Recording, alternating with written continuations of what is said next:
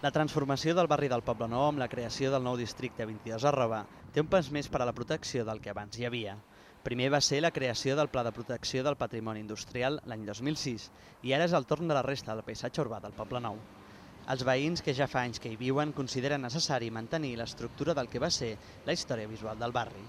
S'hauria de protegir la part antiga del Poblenou perquè és l'essència del barri.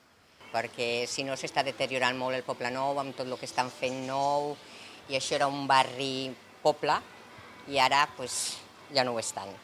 Segons l'Associació de Veïns, l'acceptació per tirar endavant el pla de protecció ha d'anar seguit de la creació d'una comissió de seguiment i d'una acceleració de la suspensió de llicències. Perquè això es pugui dur a terme s'haurà d'esperar al setembre. És evident que fins que no tinguem un estudi previ no sabem quina és la part que hem de fer aquesta acció, que és habitual fer-la i que no hi ha cap dubte que ho hem de fer de forma, jo diria que molt científica.